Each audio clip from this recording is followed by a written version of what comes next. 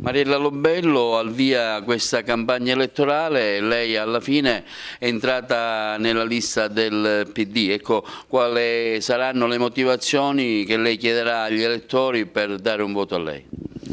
Beh, le motivazioni sono tante, intanto per continuare il lavoro fatto. È stato un lavoro straordinario perché sono stati 5 anni di impegno quotidiano, sono stati 5 anni che, se dovessimo mettere insieme l'inizio e la fine, c'è una distanza tale che davvero il futuro della Sicilia oggi può contare su stabilità che riguardano i suoi conti, può contare sulla programmazione di un futuro per i siciliani che affonda le sue radici in una programmazione europea accessibile, e dobbiamo dire anche che la qualità della vita delle persone, tenuto conto che noi abbiamo tanto bisogno di guardare alla qualità della vita passando attraverso uno strumento che è quello dell'occupazione. Oggi il lavoro è l'emergenza primaria, tante occasioni che hanno riguardato lo sviluppo della Sicilia attraverso i suoi beni culturali e il turismo, oggi abbiamo bisogno di fare tante imprese. Per cui questo è un po' il lavoro fatto, il perché di un voto. Il perché di un voto poi sta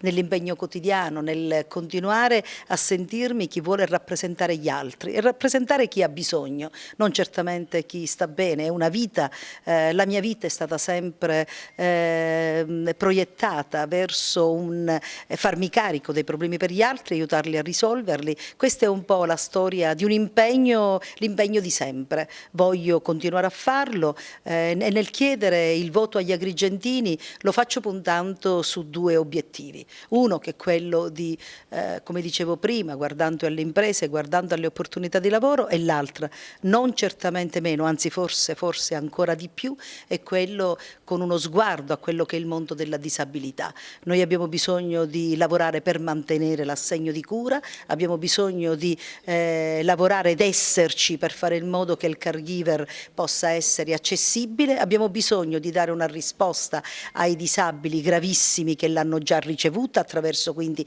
il mantenimento e l'inserimento in finanziaria di risorse per il rispetto della legge fatta, e dall'altro, per quanto riguarda i gravi, il rispetto e l'attuazione delle norme contenute in finanziaria. Insomma, ci aspettano 5 anni che abbiano l'obiettivo, 5 anni nuovi che abbiano l'obiettivo di mantenere quello che è stato fatto e di continuare a fare passi in avanti sempre più verso quelle fasce che hanno più bisogno.